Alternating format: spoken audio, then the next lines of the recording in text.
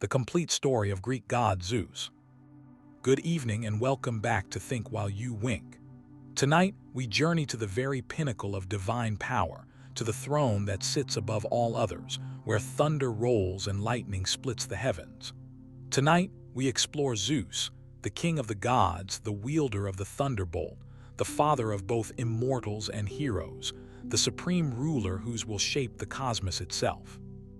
Settle in, get comfortable, and let your mind drift back through the mists of time, back to an age when the world was young and wild, when mortals looked upward not with telescopes but with trembling prayers, when storms were not merely weather patterns but the voice of divinity thundering across the vault of heaven. Let me know in the comments where in the world you are listening from tonight, and together, let us begin this journey into the heart of Greek mythology, the name that echoes through eternity. Before we delve into the stories, let us first consider the name itself, Zeus. Even the sound of it carries weight, carries power. This is no accident. The name Zeus derives from an ancient root that reaches back beyond the Greeks themselves, back into the Proto-Indo-European past, to a word meaning bright sky, daylight, shining heaven. The very name connects Zeus to the celestial realm, to that vast expanse above where clouds gather and lightning births. His name is cognate with the Latin Deus, the Sanskrit Dios, the Old Norse Tyr, all stemming from that ancient root that meant Sky Father, the divine masculine principle of the heavens looking down upon the earth.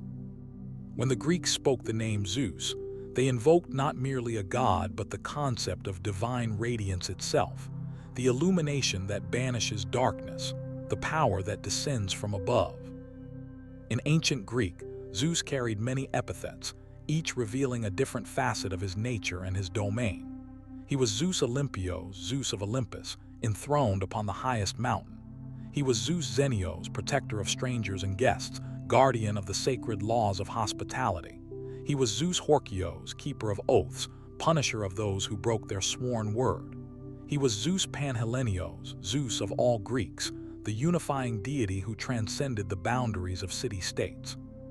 He was Zeus Soter, Zeus the Savior, who protected cities and armies in times of crisis.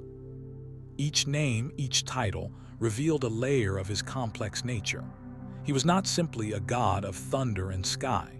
He was the embodiment of cosmic order, the guarantor of justice, the protector of the vulnerable, the punisher of the wicked, the father who watched over both gods and mortals with an eagle's keen gaze.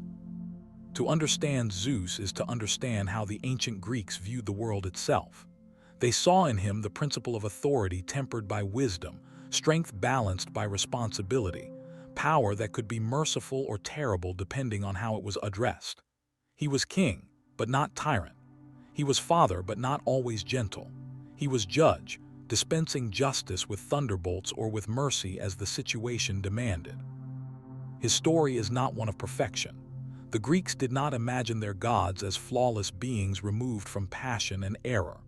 Zeus was powerful beyond measure, yes, but he was also subject to desire, to anger, to schemes and counter-schemes. His affairs were legendary, his jealousies fierce, his punishment severe. And yet through all of this, he remained the axis around which the divine order turned, the fixed point in a turning cosmos. Before Zeus, the age of Titans. But Zeus did not begin as king. His story starts not in glory, but in darkness, hidden away in a cave on the island of Crete, protected by deception and destiny, fated from before his birth to overthrow his own father just as his father had overthrown the generation before. To understand Zeus's ascension, we must first understand what came before him, the age that he would end, the reign of the Titans. In the beginning, before there were Olympians, before there were Titans, there was chaos, the void, the primordial emptiness from which all things would emerge. From chaos came Gaia, the earth herself, vast and fertile and eternal. Gaia gave birth to Uranus, the sky, and together these two primordial forces, earth and heaven, coupled and brought forth the first generation of divine beings. Their children were the Titans, 12 mighty gods who personified fundamental aspects of the cosmos. There was Oceanus, the great river that encircled the world. There was Hyperion, the light, and Theia, the shining one. There was Coeus and Phoebe, representing inquiry and prophecy. There was Creus and Mnemosyne, memory incarnate. There was Epetus, who would father Prometheus and Atlas.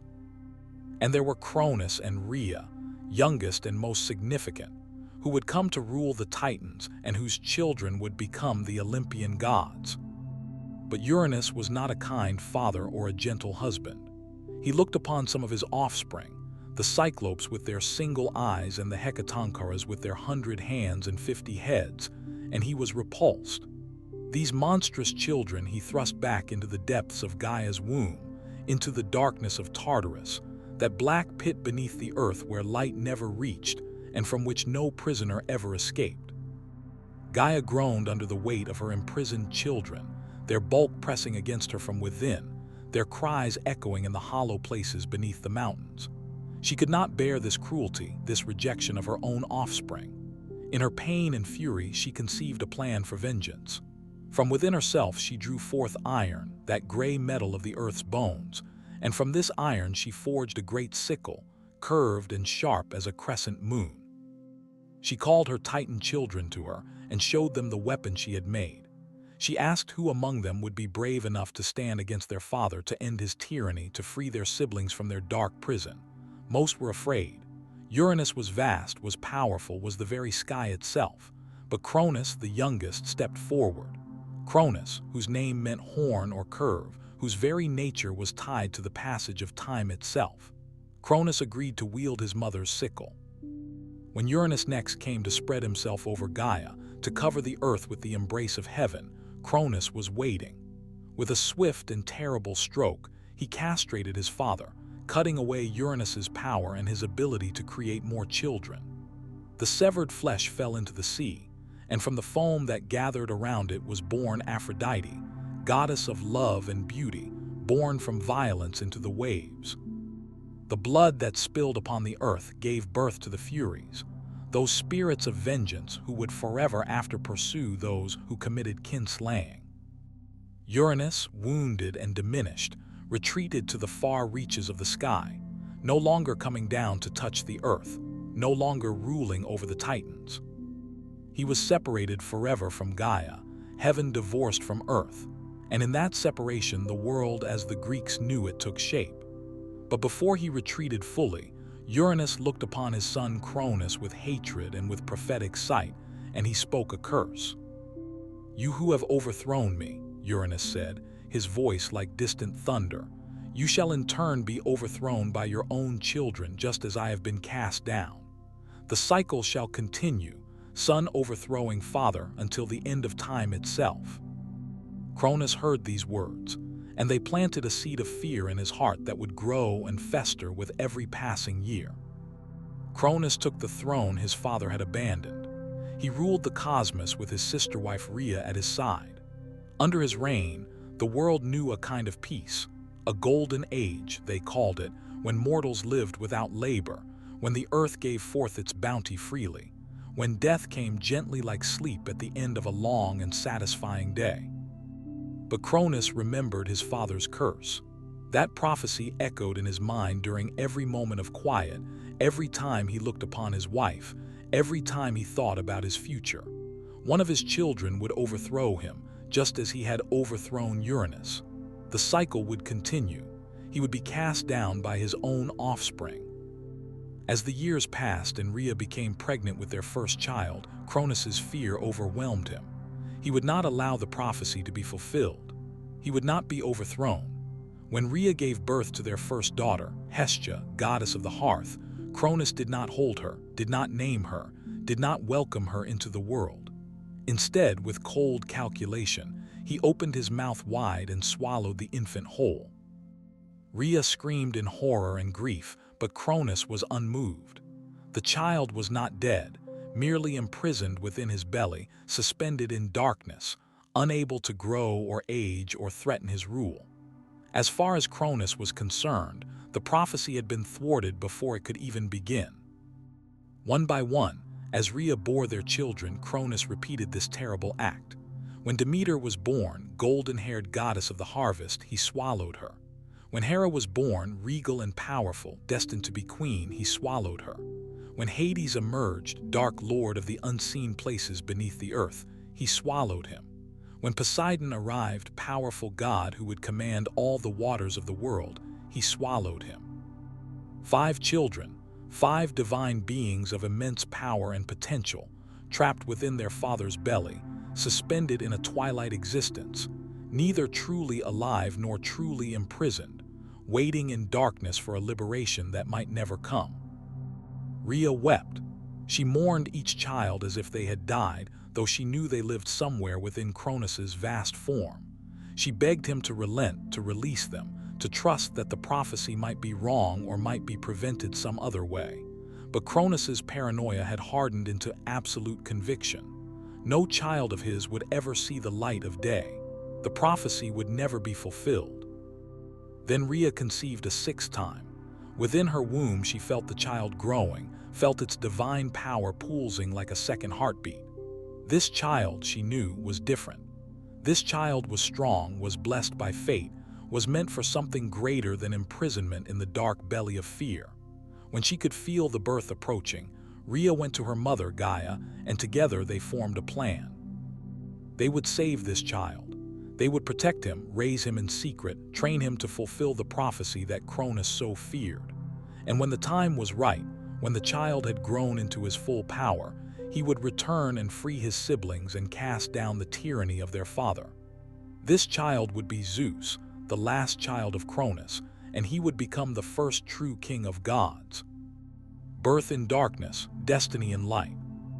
The island of Crete rises from the Mediterranean Sea like a crown of stone, its mountains stark and beautiful, its valleys green and fertile, its caves deep and mysterious.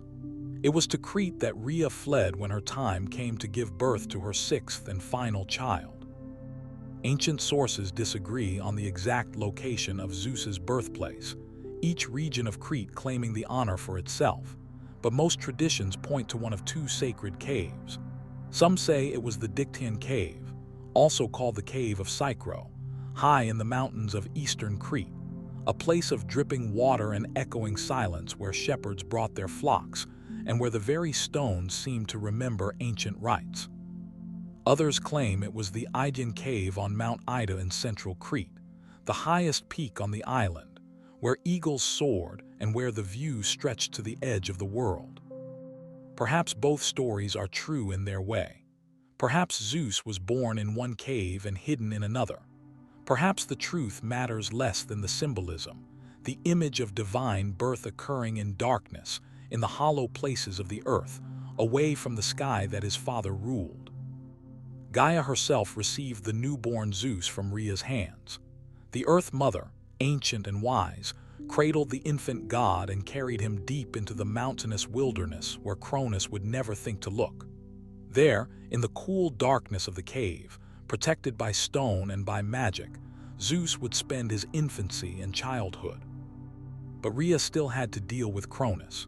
She had to make him believe that she had given birth to another child, that this child too had been offered to him to swallow.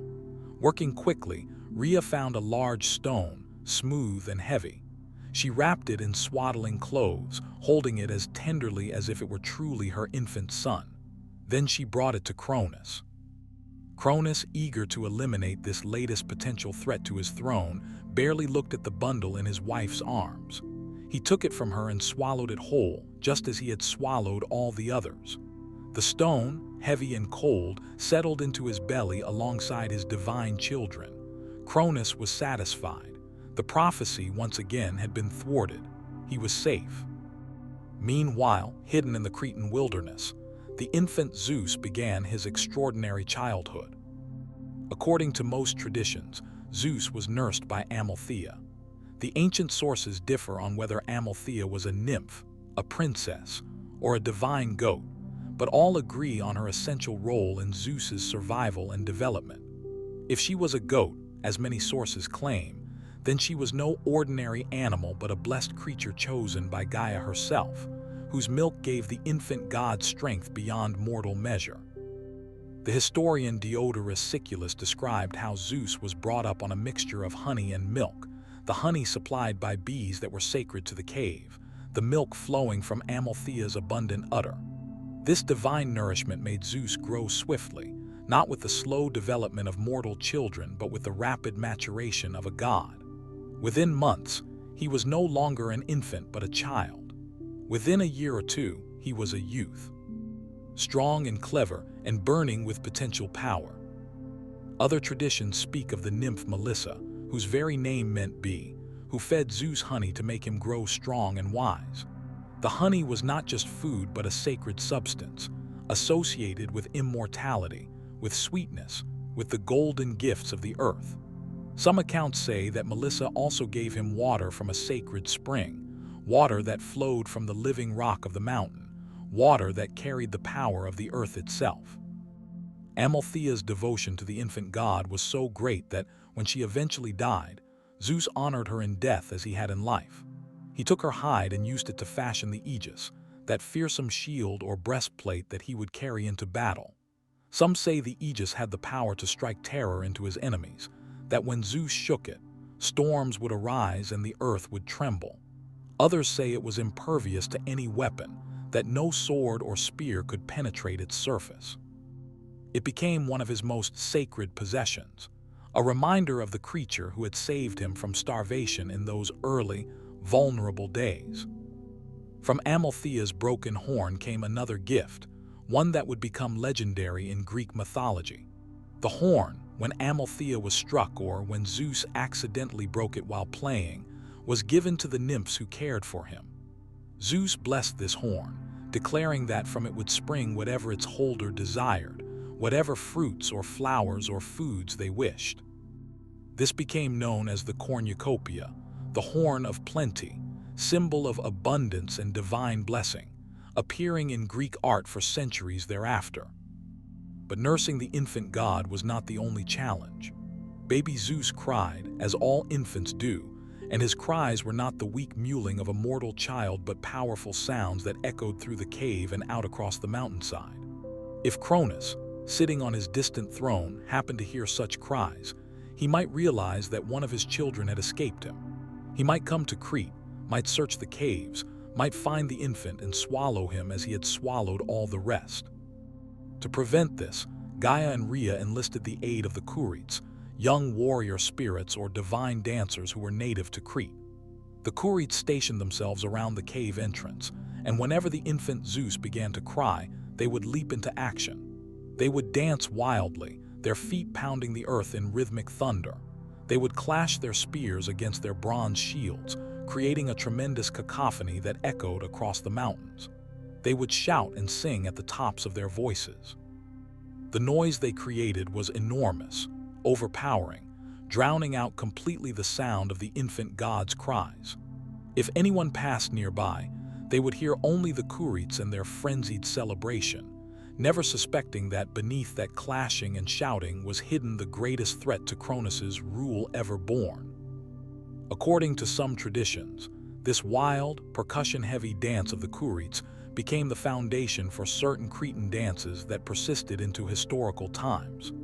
The Pentazales, a traditional Cretan dance marked by rapid, aggressive movements and stamping feet, was said by some to be descended from that ancient ritual, that sacred noise-making that protected the infant god. As Zeus grew from infant to child to youth, he learned from the wild places that sheltered him. The mountains taught him endurance. The caves taught him patience. The eagles that soared above Mount Ida taught him to see far and to strike swiftly.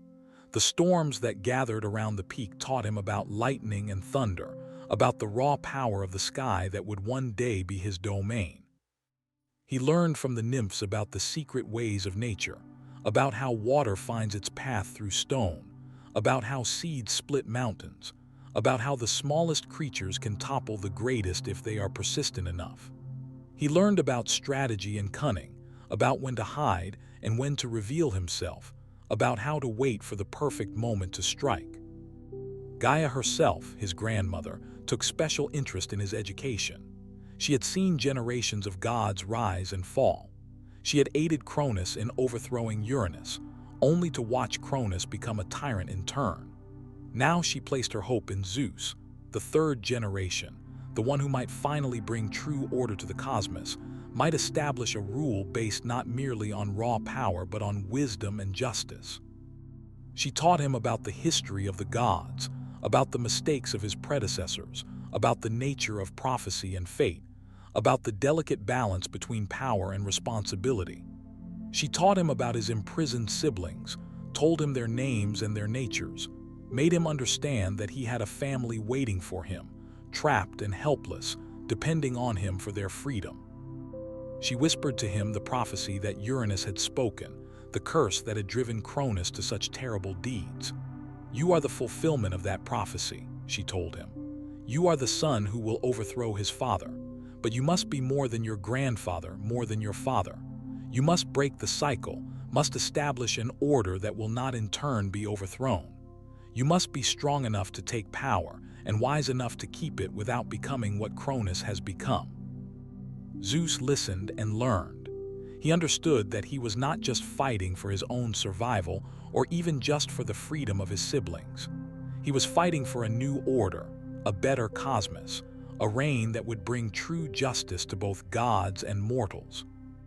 When Zeus reached young manhood, tall and strong, with eyes like storm clouds and a voice that could shake the foundations of the world when he chose to raise it, the time had come. Gaia and Rhea looked at him and saw not just a youth but a king. Cronus's reign was about to end. The age of the Titans was drawing to a close. The Olympian era was about to begin. The return and the Titanomachy. Zeus descended from the mountains of Crete not with an army but alone, walking with the confidence of one who knows his destiny. His path led south across the sea, to the very heart of his father's domain, to the palace where Cronus sat upon his throne, still believing himself secure, still convinced that the prophecy had been thwarted by his vigilance. But Zeus did not announce himself. He did not burst into his father's hall with thunderbolts blazing and vengeance proclaimed. He was cleverer than that, more patient.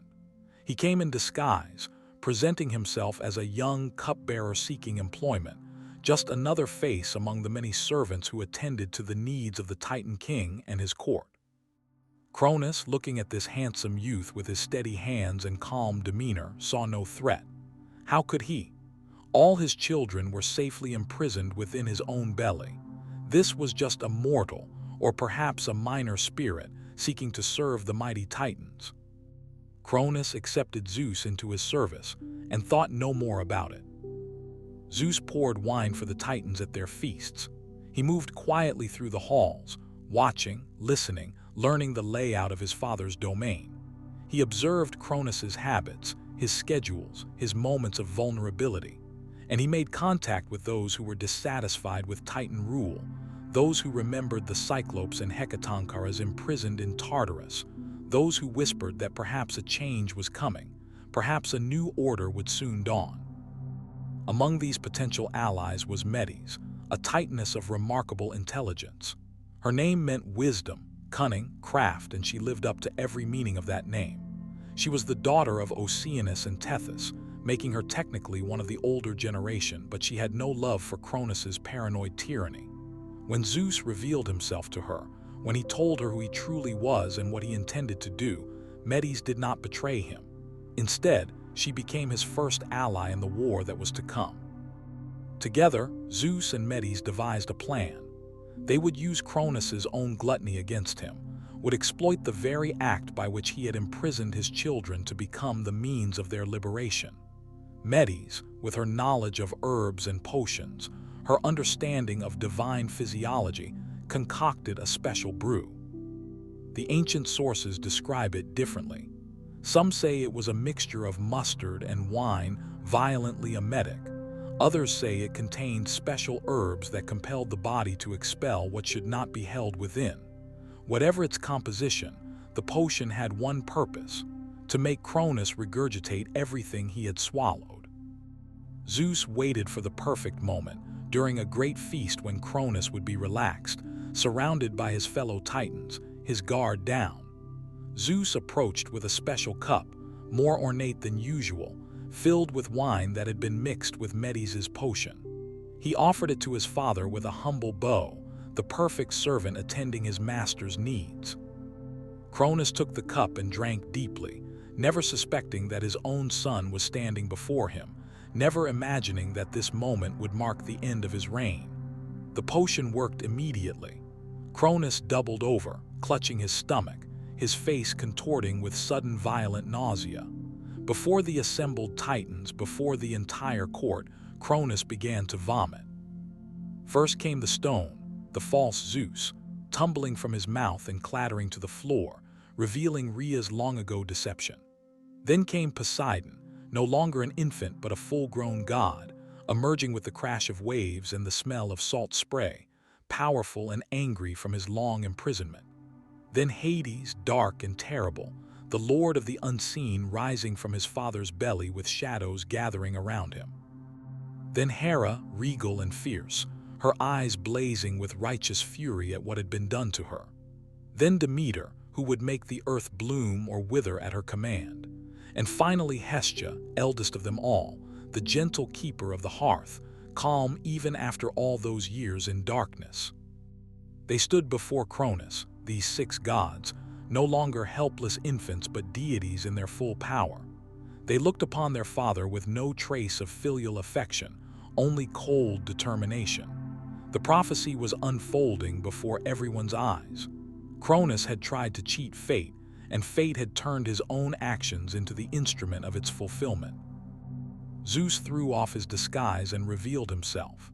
"I am Zeus," he declared, his voice echoing through the hall like thunder, youngest child of Cronus and Rhea, hidden away on Crete, raised to fulfill the prophecy you so feared. Your reign is over, father. The age of the Titans ends today. What followed was chaos. The Titans rallied to Cronus, those who had served him and benefited from his rule. They armed themselves for battle, ready to defend the order they had known for eons. But Zeus and his siblings stood firm, and they were not alone. Zeus had made other preparations. While serving in his father's hall, he had sent Hermes, swift messenger son of the Titaness Maia, to the deepest pits of Tartarus.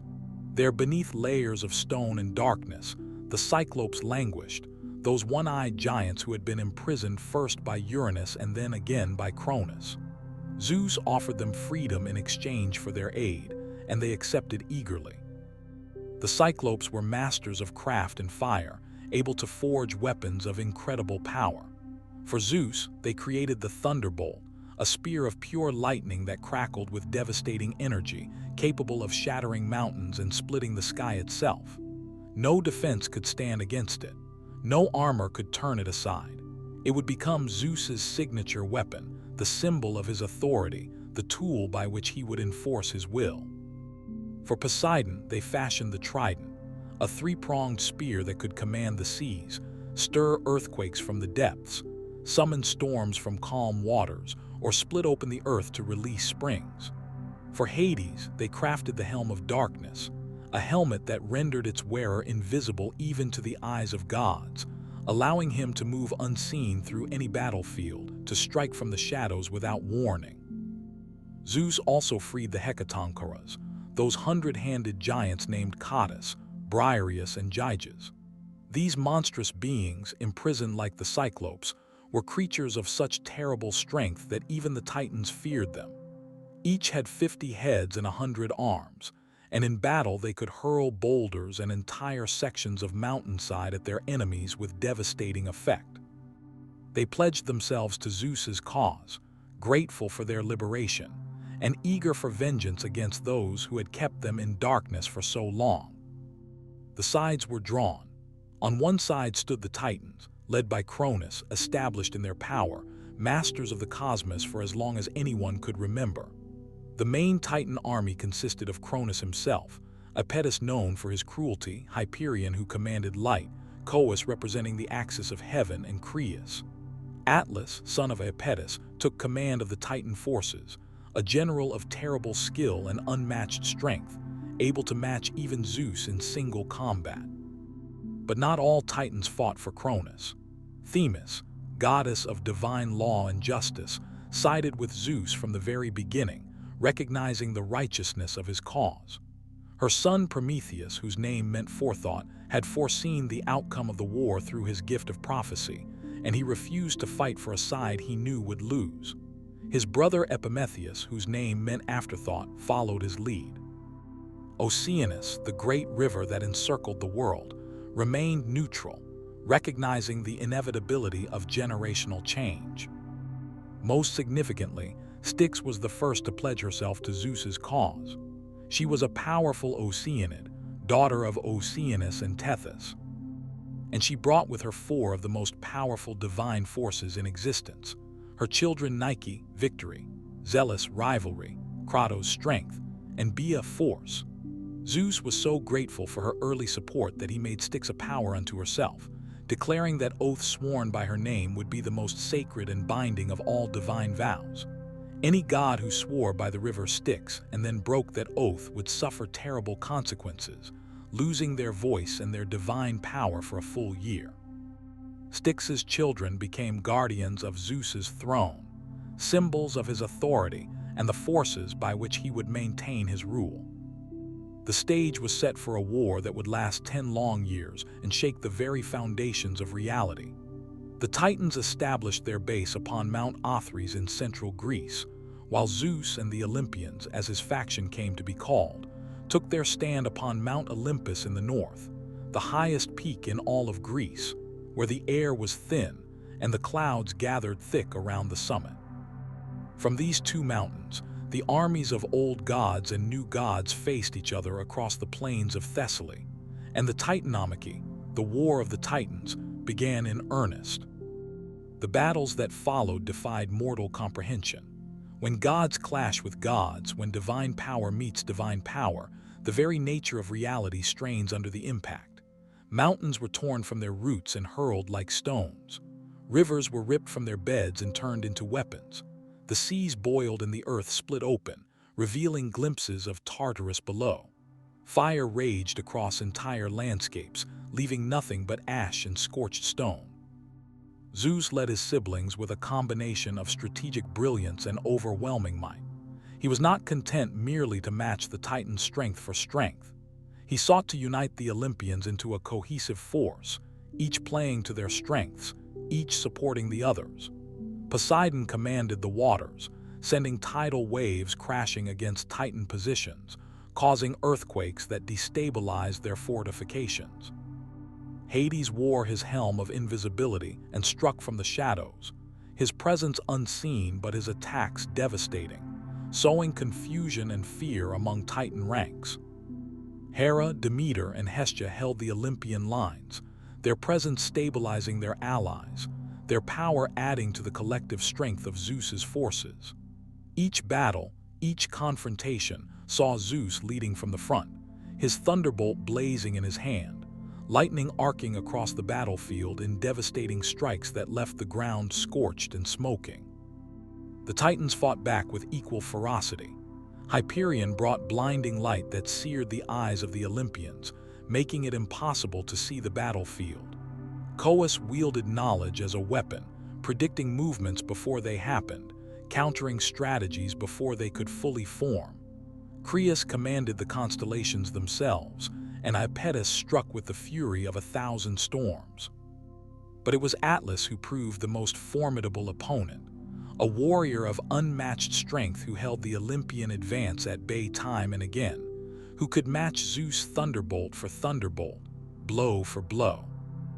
The Cyclopes worked tirelessly, forging new weapons and armor for the Olympian forces, supplying Zeus's army with divine armaments that gave them an edge in battle.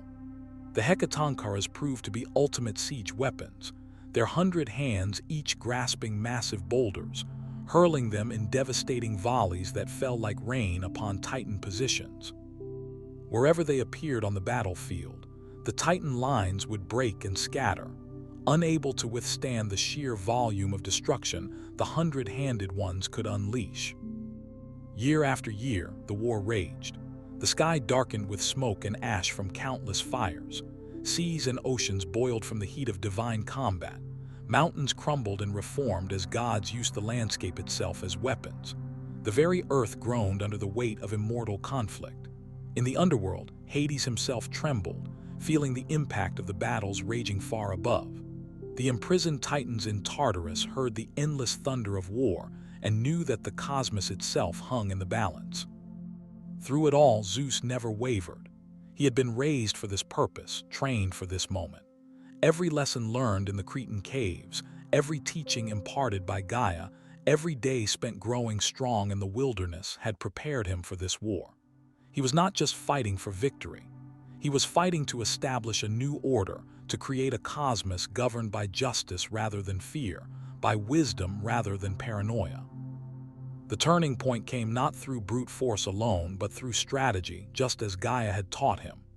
Zeus recognized that the war had become a stalemate, that neither side could gain a decisive advantage through direct confrontation. The Titans were too strong, too experienced, too deeply entrenched. A new approach was needed. Under cover of darkness, Hades donned his helm of invisibility and infiltrated the Titan camp upon Mount Olympus. Moving unseen through enemy territory, he sabotaged their weapons, destroyed their supplies, sowed chaos and confusion wherever he went. He whispered doubts and fears into sleeping Titans' dreams. He moved supplies and armaments, making the Titans suspect treachery in their own ranks. When dawn broke and the Titans discovered what had been done, their confidence was shattered, their unity compromised. Zeus chose that moment to launch his final, massive assault. Every Olympian, every ally, every weapon they had forged was brought to bear in one overwhelming offensive. The Hecatonchires hurled mountains at the Titans, burying them under avalanches of stone and earth. The Cyclopes struck with lightning and thunder, their crafts transforming the battlefield into a hellscape of fire and destruction. Poseidon shook the ground with his trident, causing earthquakes that toppled the very foundations of Mount Olympus. Hades moved unseen through the chaos, striking at key Titans, removing commanders from the battlefield at crucial moments. And Zeus stood at the forefront, his thunderbolt blazing in his hand, strikes of lightning erupting from his weapon with such frequency and power that the sky itself seemed to burn. He struck Cronus again and again, each bolt driving his father backward, each impact weakening the Titan King's resolve. The earth cracked beneath them. The sky split with the force of their battle. Heat radiated from their conflict so intense that the sea steamed and the ground turned to glass. Finally, with one last tremendous strike, Zeus drove Cronus to his knees. The prophecy that Uranus had spoken, the curse that had haunted Cronus through all his years of paranoid rule, was fulfilled at last. The son had overthrown the father. The cycle had continued. One by one, the other Titans fell. Atlas, the last to surrender, was singled out by Zeus for special punishment. For his role as battlefield commander, for the countless times he had held back the Olympian advance, for his refusal to acknowledge defeat even when it was clear, Atlas was condemned to hold up the sky itself for all eternity. Zeus bound him to the western edge of the world, placed the weight of the heavens upon his shoulders, turned his incredible strength into an eternal burden. There Atlas would stand, forever supporting the sky, forever prevented from ever threatening Zeus's rule again. The other defeated Titans were cast down into Tartarus, that black pit beneath the earth where light never reaches, where hope dies, where the damned languish for eternity. Bronze gates, forged by the Cyclopes, sealed them in. The Hecatonchires were appointed as their eternal jailers, those hundred-handed giants who had fought so loyally for Zeus now standing guard over the defeated Titans, ensuring they would never escape, never threaten the new order again. Cronus, once mighty king of the Titans, once ruler of the cosmos, was imprisoned alongside his brothers, his reign ended by the very son he had tried so desperately to prevent from being born. His age was over. The Titanomachy was complete. The Olympians had won. The cosmos needed new rulers, and Zeus gathered his brothers to determine how the universe would be divided. He, Poseidon, and Hades had led the rebellion together, had fought side by side through 10 years of war. Now they would determine who would rule what domains. The decision was made by lot, leaving the division to fate rather than to argument or conflict that might divide them. They drew straws, and the result would shape Greek understanding of the cosmos for all time to come. Zeus drew the longest lot and was granted the heavens, the sky, and the air. He became god of thunder and lightning, master of storms, keeper of the weather. Mount Olympus became his throne, the highest place in the mortal world, where clouds gathered thick and eagles soared. From there he could see all things, command all gods, and dispense justice to mortals and immortals alike. He was recognized as king of the gods, not simply because he ruled the sky, but because the sky itself was supreme, touching all places, encompassing all realms, looking down upon everything below. Poseidon drew the middle lot and received dominion over the seas. Every ocean, every river, every spring and stream fell under his command. He was granted the power to create earthquakes as well, the earthshaker who could split islands with a blow of his trident. Beneath the waves, he would build a palace of coral and gold, and from there, he would rule over all creatures of the deep, from playful dolphins to monstrous leviathans that lurked in trenches no light could reach. Hades drew the shortest lot, and to him fell the underworld, the realm of the dead. It was not a punishment but a responsibility, a kingdom as vast and important as any other. Hades would rule over the shades of the departed, maintaining the boundary between life and death, judging souls and ensuring that the dead remained in their proper place. His realm was hidden beneath the earth, a place of shadow and silence, but it was no less essential to the cosmic order. And wealth too fell under his domain, for all riches, all gold and gems came from the depths of the earth. The earth itself was left common to all three brothers, a shared realm where mortals dwelt and gods could walk freely. Mountains belonged to no single deity. Forests grew wild under no one banner. It was a place of intersection, where the divine and mortal worlds met, where heroes rose and fell, where temples were built and prayers were offered. Zeus established his court upon Mount Olympus, calling the gods to him. His sisters took their places among the divine council. Hestia became goddess of the hearth, the sacred fire that burned in every home and every city. Demeter took charge of the harvest, the grain, the cycles of planting and reaping that sustained mortal life. Hera, Zeus's equal in power if not in authority, became queen of heaven, goddess of marriage and childbirth. Other gods emerged or were born to join the Olympian pantheon. Athena, who would spring from Zeus's own head, became goddess of wisdom and strategic war.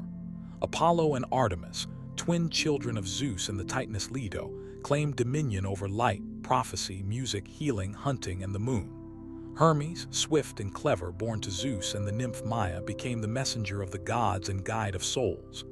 Ares, brutal son of Zeus and Hera, embodied the chaos and bloodlust of war.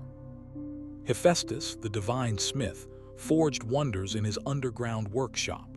Aphrodite, born from sea foam and divine violence, brought beauty and desire wherever she walked. Dionysus, last of the Olympians, would bring wine and madness and ecstatic celebration. Together, these gods formed the Olympian pantheon, the 12 primary deities who would shape Greek religion and culture for centuries to come. They were not always harmonious. They quarreled, schemed, loved, and betrayed. But they were united under Zeus's rule, bound by his authority and by the cosmic order he maintained. But Zeus's reign was not yet secure. Power, once seized, must always be defended. And the earth itself, Gaia, was not finished testing the new king of the gods. Challenges to the throne. Victory over the Titans had established Zeus's authority, but it had not ended all threats to his rule. The cosmos, still raw from 10 years of war, still adjusting to its new order, would soon produce new challengers, new monsters, new threats that would test Zeus's power and his worthiness to hold the throne he had won. The first major challenge came from the giants, the gigantes, born from a terrible source. When Cronus had castrated Uranus with that sickle of iron, not all of his father's blood had fallen into the sea to create Aphrodite. Some drops had fallen upon the earth, upon Gaia herself, and from these drops of primordial divine blood, the giants were born. They were enormous beings, terrible and strong, with serpents for legs and an unquenchable hatred for the Olympian gods. There were 24 of them, each a warrior of formidable power, each determined to avenge the Titans and overthrow Zeus's rule. The war that followed was called the Gigantomachy, the Battle of the Giants, and it tested the Olympians in ways even the Titanomachy had not. The giants were immune to harm from gods alone. An oracle had prophesied that only with the aid of a mortal hero could the giants be defeated. This prophecy forced Zeus to do something unprecedented, to seek help from a mortal, to acknowledge that even the king of the gods needed assistance from the world of men. Zeus called upon Heracles, his own mortal son, mightiest of all heroes, who had completed 12 impossible labors and proven himself the strongest man who had ever lived. Heracles stood with his father and fought alongside the Olympian gods, his arrows and his club striking down giants that even divine weapons could not fully destroy. His mortal strength, combined with immortal power, proved the key to victory. The battle was fierce and bloody. The giants hurled mountains and trees at Olympus, their serpentine legs coiling and striking like whips, their war cries shaking the foundations of the world. They set fires across the earth and darkened the sky with smoke and ash. But Zeus and his allies stood firm. Athena fought with strategic brilliance, anticipating the giants' moves and countering them before they could be fully executed. Apollo and Artemis struck from a distance with their arrows, each shot finding its mark with divine precision. Hephaestus wielded molten metal, his forge heat turning sand to glass and stone to lava. Poseidon tore islands from their roots and hurled them at the giants, burying entire battlefields beneath displaced landmasses. Zeus himself was everywhere at once, his thunderbolt blazing, his strikes of lightning never ceasing. He personally faced down the most powerful giants, matching their strength with his own, overwhelming their fury with calculated precision. When Alcyoneus, strongest of all the giants, threatened to overturn the entire battle, Heracles shot him with a poisoned arrow, and Zeus finished him with a thunderbolt that shook the entire world. One by one, the giants fell. Some were buried beneath mountains, their bodies becoming part of the landscape itself, their dying movements the source of earthquakes and volcanic eruptions. Others were struck down and their bodies scattered across the earth. When the last giant had fallen, when the battlefield grew quiet except for the moans of the wounded and the crackle of dying fires, Zeus's rule was secure once more. But Gaia, ancient Earth Mother, was still not satisfied. She had aided Zeus against Cronus, but she was enraged by how her children had been treated. The Titans, her offspring by Uranus, were imprisoned in Tartarus without mercy. The giants born from Uranus's blood had been slain or buried. She felt Zeus had been too harsh, too absolute in his victories. So she conceived one final monster, one last challenger, a creature so terrible that even the gods would tremble at its approach. His name was Typhon, sometimes called Typhus or Typhon, and he was the most fearsome being ever to walk the earth. Born from the union of Gaia and Tartarus itself, making him a primordial force of destruction given physical form, Typhon was designed for one purpose: to destroy Zeus and overthrow the Olympian order. The ancient sources struggle to adequately describe Typhon's appearance, each adding details that make him more monstrous, more impossible, more terrifying. Hesiod in his Theogony described Typhon as taller than mountains, with 100 dragon heads sprouting from his shoulders, each head spitting fire and venom. His eyes burned with malevolent light, shooting flames that could set forests ablaze from a distance. His voice was a cacophony of every sound: the roar of lions, the bark of dogs, the hiss of serpents, the bellow of bulls, sometimes speaking with the voices of the gods themselves, sometimes with sounds that had never been heard before and would never be heard again. Other sources added more horrors. Some said his lower body was composed of coiled serpents instead of legs, that he had snakes for fingers on his 100 hands, that his wingspan was so vast it darkened the sky when he flew, that wherever he stepped the earth cracked and split, unable to bear his weight. When he breathed, flames consumed forests. His very presence was an assault on the senses, a violation of natural law, chaos and destruction given terrible, immortal form. When Typhon rose from the depths of the earth and began his march toward Olympus, panic seized the gods. Many of them fled immediately, transforming themselves into animals and scattering to the far corners of the earth. Some accounts say they fled to Egypt and hid among the mortal population there, taking on the forms of Egyptian animals to conceal themselves from the monster's wrath. Fear, cold and absolute, gripped the divine realm. But Zeus did not flee. He was king of the gods. If Olympus was to fall, it would not be because he had abandoned it.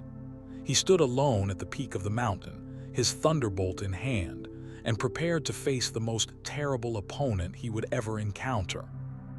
The battle between Zeus and Typhon was cataclysmic, a conflict that makes even the Titanomachy seem restrained by comparison. The two titans of power clashed with such force that the world itself groaned under the impact. Zeus hurled his thunderbolts, each one striking with enough force to shatter mountains. Lightning arced across the sky in continuous cascades, day and night merging into a twilight of constant electrical storms. Typhon retaliated with torrents of flame and poison from his 100 dragon heads, each head acting independently, each a weapon of terrible power. He grabbed mountains and hurled them at Zeus. He called forth volcanoes from the earth, sending lava flowing down toward the sea. The heat from their battle was so intense that seas boiled and the ground turned to glass. Mountains crumbled. Rivers turned to steam. The sky itself seemed to catch fire. According to Hesiod's account, Zeus overwhelmed Typhon through sheer power. He struck the monster again and again with his thunderbolt, burning away those dragon heads one by one, scorching Typhon's flesh, driving him back step by step. The earth shook beneath them as they fought, and in the underworld, Hades trembled, fearing that the roof of his domain would split open and mortals would see the terrible things that dwelt in darkness. But other, later sources preserved a different tradition, one that showed Zeus in a moment of vulnerability, one that made the threat of Typhon even more terrifying. These accounts, recorded by Apollodorus and other Hellenistic writers, tell of how Typhon briefly gained the upper hand. In this version, during their battle, Typhon managed to grapple with Zeus, to overpower him in close combat. The monster wrapped its serpentine coils around the god, holding him helpless. Then, with terrible precision, Typhon began to tear the sinews from Zeus's body, those divine tissues that gave him his strength and power.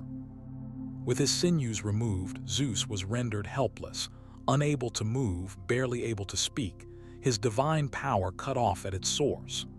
Typhon dragged him to a cave in Cilicia, to the Corycian cave, and left him there guarded by the she-dragon Delphine. The monster had done what no other being had ever achieved. He had defeated Zeus, had rendered the king of the gods powerless and imprisoned. But even in defeat, Zeus was not without allies. Hermes, the swift messenger, and either Aegipan or the god Pan himself discovered where Zeus had been taken. In the dead of night, they infiltrated the cave, moving silently past Delphine. They found Zeus's sinews, which Typhon had hidden away like trophies, and with clever fingers reattached them to the god's body. Slowly, painfully, Zeus's power returned. His strength flowed back into his limbs. His divine nature reasserted itself. When Zeus emerged from that cave, he was no longer fighting cautiously, no longer testing his opponent's strength. He was fighting with the cold fury of a god who had been humiliated and who would accept no outcome except absolute victory. He pursued Typhon across the earth, striking him with thunderbolt after thunderbolt, each strike more powerful than the last, each impact driving the monster further back. Typhon fled to Mount Nysa, where he was given ephemeral fruits by the fates, food that tasted like immortality but actually weakened him, draining his strength. When Zeus caught up with him there, Typhon fled again, this time toward Thrace in the far north, where he began hurling mountains at his pursuer in desperation. But Zeus was relentless. He turned those mountains back, sending them flying at Typhon with even greater force, burying the monster beneath his own weapons. Typhon fled south across the sea to the island of Sicily. There, with the monster exhausted and weakened, Zeus made his final move. He tore Mount Etna itself from its foundations and hurled the entire mountain down upon Typhon, burying him beneath countless tons of rock and earth. The monster was trapped, pinned beneath the mountain, unable to escape, unable to die, condemned to eternal imprisonment. According to tradition, Typhon still writhes beneath Mount Etna, still breathes his fiery breath, which erupts through the mountain's peak as volcanic fire. When he shifts his weight, trying even now to escape, the earth trembles and shakes. Mount Etna's eruptions are Typhon's rage, made manifest, a reminder that the most terrible monster ever created still lives, still burns, still struggles against the weight of the mountain that pins him down. With Typhon defeated and buried, the last great challenge to Zeus's rule was ended. No force, mortal or divine, had come so close to unseating him, to overthrowing the order he had established. He had proven himself through courage, through strength, through the willingness to stand alone when all others fled. He had earned his throne not just by overthrowing his father, but by defending it against the very worst the cosmos could produce. From that day forward, no one would ever seriously threaten Zeus's supremacy. There would be minor rebellions, conspiracies that went nowhere, challenges that were put down swiftly, but nothing like the Gigantomachy or the battle with Typhon would ever occur again. Zeus had established an order that, unlike his father's reign and his grandfather's reign, would not be overthrown. He had broken the cycle that Uranus had begun, that Cronus had continued. The prophecy of succession had ended with him. He was king, absolute and eternal, ruler of the cosmos, master of thunder and lightning, father of gods and mortals, the supreme deity whose will shaped all things. The age of Zeus had truly begun. The 7 wives of Zeus. For all his power, for all his authority as king of the gods, Zeus did not rule alone. The ancient Greeks understood that even the greatest power needs balance, needs partnership, needs the complementary forces that only others can provide. Zeus's relationships, his marriages, his unions both brief and lasting, produced many of the most important gods in the Greek pantheon and revealed different aspects of his nature and his rule. The Greek poet Hesiod, writing in the 7th century before the Common Era, preserved the tradition of Zeus's 7 wives, 7 goddesses who were married to him in succession, each union producing children who would play vital roles in the cosmos. These were not affairs or casual relationships but formal marriages, each representing a different stage in Zeus's reign, each bringing new elements to the divine order he was establishing. His first wife was Medes, whose name meant wisdom, cunning, practical intelligence. She was a Titaness, daughter of Oceanus and Tethys, and she had been Zeus's most important ally during the war against Cronus. It was Medes who had helped him devise the strategy to free his siblings, Medes who had created the potion that made Cronus regurgitate his children. Her intelligence, her ability to see solutions where others saw only obstacles, made her invaluable. After the Titanomachy ended, Zeus married Medes, making wisdom itself his consort. But this marriage would end in a way that seems barbarous to modern sensibilities, though it revealed much about Greek understanding of power and destiny. When Medes became pregnant, Zeus received a prophecy. Medes would bear 2 children. The first would be a daughter, equal to Zeus in wisdom and courage. But the second would be a son who would be more powerful than his father, who would overthrow Zeus just as Zeus had overthrown Cronus, just as Cronus had overthrown Uranus. The cycle of succession that Zeus had fought so hard to break threatened to begin anew. The prophecy that had driven Cronus to madness now confronted Zeus in turn. But Zeus was clever than his father. He would not simply imprison his children. He would prevent them from ever being born at all. So he tricked Medes. Through flattery or challenge, sources differ on the exact method, he convinced her to demonstrate her shape-shifting abilities, to transform herself into smaller and smaller creatures. When she had become a fly, tiny and vulnerable, Zeus opened his mouth and swallowed her whole. Medes did not die, for gods cannot truly die, but she was imprisoned within Zeus himself, unable to ever emerge, unable to ever give birth to the son who would overthrow him. But she was also, in a sense, absorbed into Zeus's very being.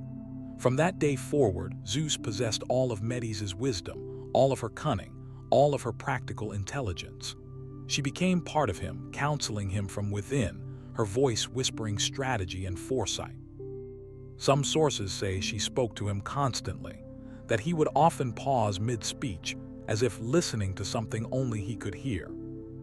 But Medes had already been pregnant with her first child, the daughter who would not threaten Zeus's rule. Within Zeus's body, in the darkness where Medes now dwelt, that daughter continued to grow. Months passed, and Zeus began to suffer terrible headaches, pains so intense that even the king of the gods could barely endure them. The pressure built and built until finally Zeus called upon Hephaestus, the divine smith, and begged him to do something, anything, to relieve the agony. Hephaestus took his axe and with one precise blow split open Zeus's skull. From the wound emerged Athena, not an infant but a full-grown goddess, fully armed in golden armor, her spear in hand and her war cry echoing across Olympus. She was wisdom made manifest, strategy incarnate, born from Zeus's own head through the instrumentality of the wisdom he had absorbed from Medes. Athena would become one of his favorite children, trusted to wield his thunderbolt, honored above almost all other gods, the goddess of wisdom and strategic warfare who would guide heroes and inspire cities. Zeus's second wife was Themis, titaness of divine law and justice. Where Medes represented practical intelligence, Themis embodied cosmic order, the natural laws that governed all things, the principles of right conduct and proper judgment. She was ancient, predating even the Titans in some traditions, and her wisdom was different from Medes' cleverness. Themis saw the great patterns, the cycles of seasons and generations, the balance that must be maintained in all things. Zeus married Themis to establish the legal foundations of his rule, to show that his authority was not based merely on force but on law, on justice, on cosmic principles that even he must respect. Their union produced 6 daughters, 3 pairs of related goddesses who would help maintain order in the cosmos. First came the 3 Horae, goddesses of the seasons and of time's proper progression. Their names were Eunomia, good order, Dike, justice, and Irene, peace. These 3 ensured that the natural cycles continued undisturbed, that spring followed winter, that summer ripened into autumn, that all things progressed according to divine law. They opened and closed the gates of Olympus, marking the transitions between divine time and mortal time. Then came the 3 Morai, the Fates, who were more powerful even than Zeus himself in certain matters. They were Clotho, who spun the thread of life, Lachesis, who measured it and determined its length, and Atropos, who cut the thread when a life was meant to end. Even Zeus could not overrule the Fates once they had determined a person's destiny. These 3 daughters of Themis ensured that mortality remained absolute, that death came to all mortals regardless of wealth or power or prayers. Zeus's marriage to Themis did not last forever, but it was amicable in its ending. Themis continued to serve as his advisor, offering counsel on matters of law and justice, her voice carrying weight in the divine council. She had given Zeus what he needed, a legal framework for his rule, divine children who would maintain cosmic order, and the blessing of law itself upon his throne. His third wife was Eurynome, an Oceanid, one of the 3,000 daughters of the Titan Oceanus and Tethys. Where Themis brought law and Medes brought wisdom, Eurynome brought beauty, grace, and the aesthetic dimension of existence. She was often depicted as a mermaid in later art, her lower body that of a fish, her connection to the watery realms of her father strong and deep. Zeus's union with Eurynome produced the 3 Charites, known to the Romans as the Graces. Their names were Aglaea, splendor, Euphrosyne, joy, and Thalia, good cheer. These 3 goddesses represented everything beautiful and pleasant in life, the sense of grace that makes movement dance, the joy that makes celebration transcend mere indulgence, the good cheer that turns gatherings into memories. They attended Aphrodite and appeared wherever beauty manifested itself. In some traditions, Eurynome also had connections to Hephaestus. When the smith god was cast from Olympus as an infant, thrown down by Hera, who was disgusted by his deformity, it was Eurynome and the Nereid Thetis who caught him.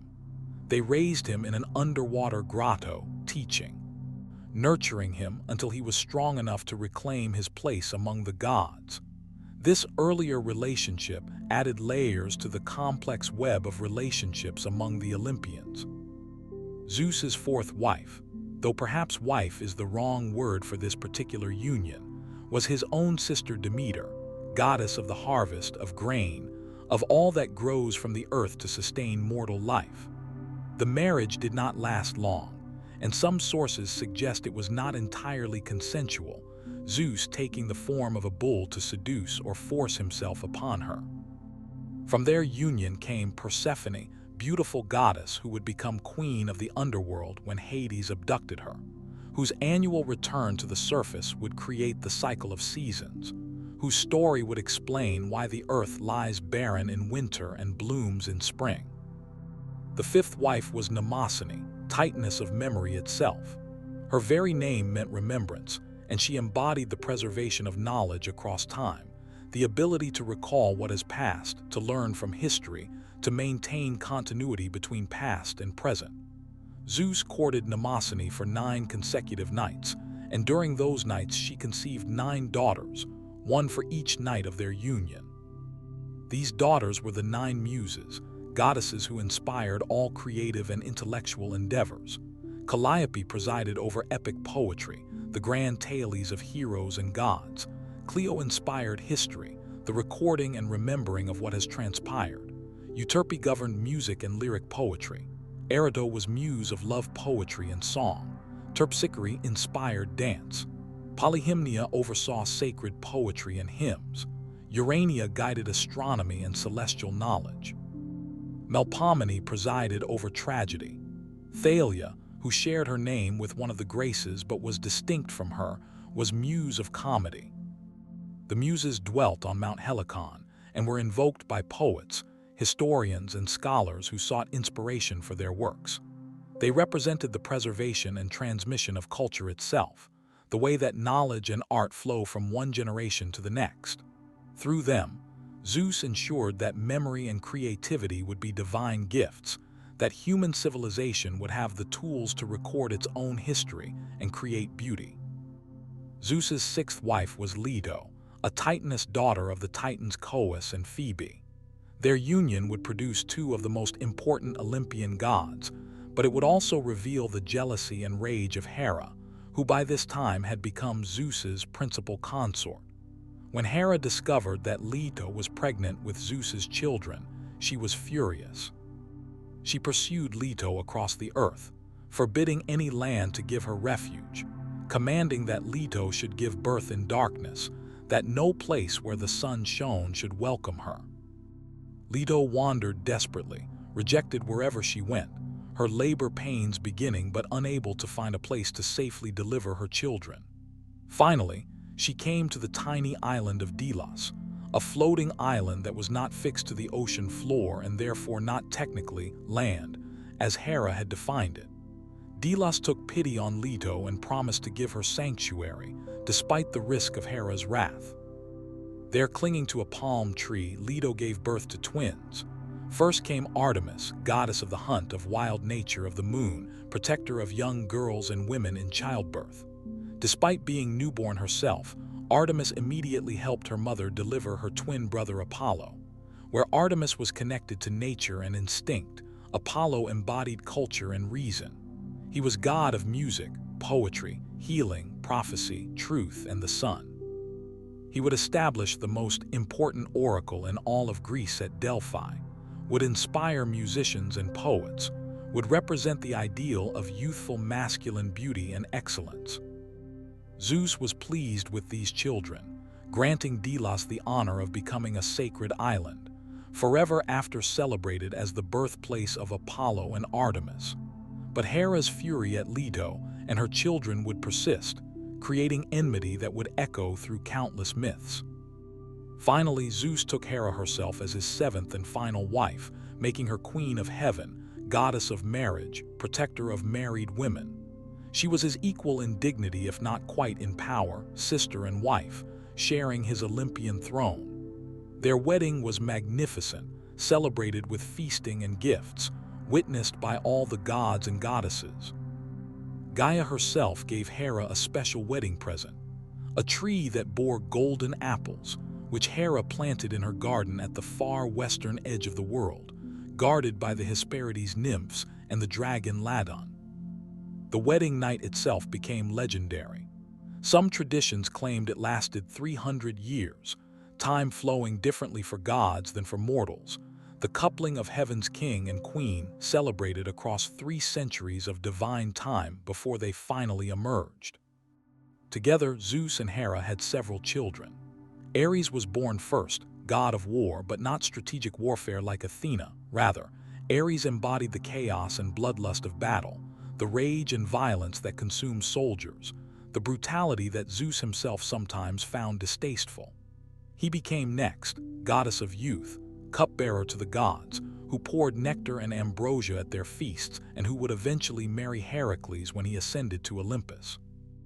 Eileithyia was born, goddess of childbirth, whose presence could ease or prevent a birth, who would be used by Hera to torment many of Zeus's mortal lovers by delaying their deliveries.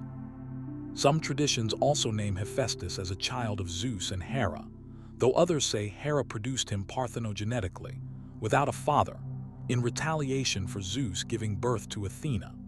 In either case, Hephaestus was born lame or became lame shortly after birth, and his deformity so enraged or embarrassed Hera that she cast him from Olympus, hurling him down to earth where he fell for a full day before crashing into the sea. Despite these children, despite the formal marriage and her position as queen, Zeus never confined his attention solely to Hera. His other relationships, both with goddesses and with mortal women, would produce many of the most famous heroes and gods in Greek mythology. Hera's jealousy would become legendary, her persecution of Zeus's lovers and their children a constant theme in Greek myth. But Hera never left Zeus, and he never divorced her.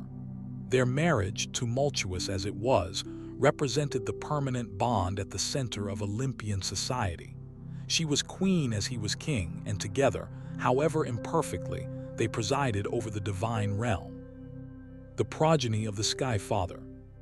Zeus's children were legion, born from goddesses, nymphs, and mortal women, each adding to the complex web of divine and semi-divine beings that populated Greek mythology. His offspring ranged from major Olympian gods to legendary heroes to minor spirits, but all shared something of their father's power. All carried within them some spark of that divine lightning that made Zeus supreme. Among his divine children, Athena held a special place. Born from Zeus's own head, product of his union with Medes, she represented wisdom applied to warfare, strategy elevated to art. She was gray-eyed Athena, terrible in battle yet measured in action, who favored heroes who used cunning over brute strength. She would become patron of Athens, the greatest city of classical Greece, her gift of the olive tree winning her that honor over Poseidon's gift of a saltwater spring. She wore her father's aegis, carried weapons forged by Hephaestus, and often served as Zeus's spokesperson when he needed someone to deliver his will to mortals. Apollo and Artemis, the divine twins born on Delos, each ruled their respective spheres with authority granted by their father. Apollo established his oracle at Delphi, where priestesses called Pythia would breathe sacred fumes and speak prophecies in his name. Kings and commoners alike would travel to Delphi to consult the oracle, making it one of the most important religious sites in the ancient world. Apollo was the ideal of masculine beauty, athlete, musician, healer, truth-teller, god of light who could shoot plague arrows or arrows that brought sudden death to men. Artemis roamed the wild places, forever virgin, forever free, surrounded by her hunting nymphs, protecting young girls and women in childbirth even as she brought swift death to those who offended her. She was goddess of the moon, of the hunt, of wild animals and untamed nature. Her arrows brought painless death to women, just as her brothers brought painless death to men. Together, the twins represented the perfection of youth, the power of nature both cultivated Apollo and wild Artemis.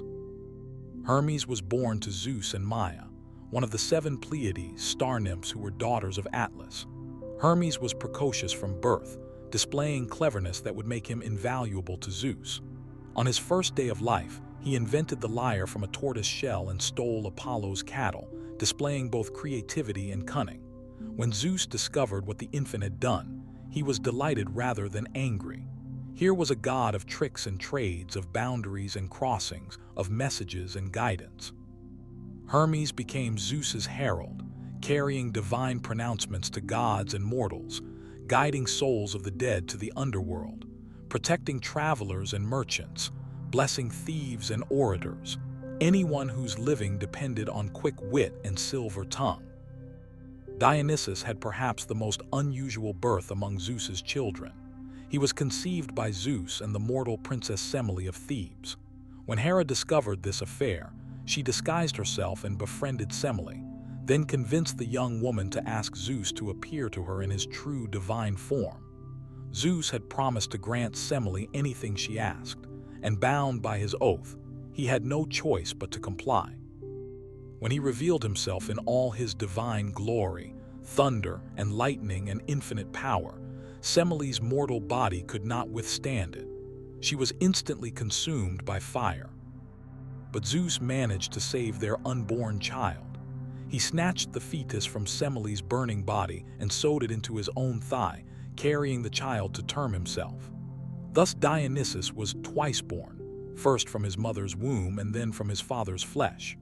He became god of wine, of theater, of ritual madness and ecstatic celebration, of the force that breaks down boundaries and dissolves inhibitions. His worship was characterized by wild dances, by intoxication, by the Maenads who followed him in frenzied celebration.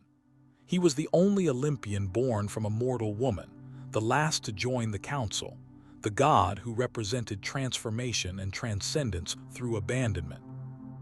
Ares was the son Zeus was least proud of. Born to Zeus and Hera, Ares embodied everything brutal about warfare with none of its nobility. Where Athena was strategic warfare, Ares was bloodlust. Where Athena brought victory through wisdom, Ares brought slaughter through rage. Zeus often expressed distaste for Ares, telling him at one point, according to the Iliad, that he was the most hateful of all the gods, always delighting in strife and war. Yet Ares was powerful, was feared by mortals, was honored by warriors who knew that battle is not always clean or strategic, that sometimes it is simply terrible. Hephaestus, whether son of Zeus and Hera or of Hera alone, became the divine craftsman, master of fire and forge. Despite his lameness, despite being cast from Olympus as an infant, he became essential to the gods. It was Hephaestus who forged Zeus's thunderbolts, who created Achilles' divine armor, who crafted Pandora the first woman, who built the palaces of the gods. His workshop was beneath Mount Etna or on the volcanic island of Lemnos, where Cyclopes assisted him, and where the sound of divine hammering echoed constantly. He was ugly where his siblings were beautiful, lame where they were graceful, but his skill was unmatched, and his creations were wonders that even gods coveted. Hebe and Eileithyia were lesser Olympians, but important nonetheless. Hebe served nectar and ambrosia at divine feasts, and eventually married Heracles when he achieved godhood, her eternal youth symbolizing his transcendence of mortality. Eileithyia assisted at births, or delayed them at Hera's command, her presence making the difference between easy delivery and agonizing labor. But Zeus's divine children were only part of his legacy. His mortal offspring, the heroes born when he visited Earth and coupled with mortal women, were equally significant to Greek mythology and culture. Heracles was the greatest of these heroes, born to Zeus and Alcmene, a mortal queen. Zeus had taken the form of Alcmene's husband Amphitryon to seduce her, and their union produced a child of extraordinary strength and courage. Hera's hatred for Heracles was immediate and lifelong. She sent serpents to kill him in his cradle, but the infant Heracles strangled them. She drove him mad, causing him to kill his own wife and children, for which crime he had to perform the 12 labors. She tormented him throughout his life, but Heracles endured, completing impossible tasks, defeating monstrous opponents, becoming the exemplar of heroic virtue. When he died, Zeus brought him to Olympus, granted him immortality, and gave him Hebe as his wife. Perseus was another famous son, born to Zeus and Danae. Zeus had come to Danae as a shower of golden rain, impregnating her while she was imprisoned in a bronze tower by her father Acrisius, who feared a prophecy that his grandson would kill him. Perseus grew up to slay Medusa the Gorgon, to rescue Andromeda from a sea monster, to found cities and dynasties. He fulfilled the prophecy, accidentally killing Acrisius with a discus throw. But he was remembered not as a kinslayer, but as a hero who faced monsters and emerged victorious. Helen of Troy, born to Zeus and the Spartan queen Leda, whom Zeus approached in the form of a swan, was so beautiful that her abduction by Paris would launch the Trojan War. Her very existence became a catalyst for one of the greatest conflicts in Greek mythology, a war that Homer immortalized in the Iliad and that spawned countless other tales. King Minos of Crete was born to Zeus and Europa, a Phoenician princess whom Zeus abducted by taking the form of a magnificent white bull. Europa climbed onto his back, and Zeus swam across the sea to Crete, where their union produced Minos, who would become a great lawgiver, so just that after his death he was made one of the judges of the dead in the underworld. The list goes on and on.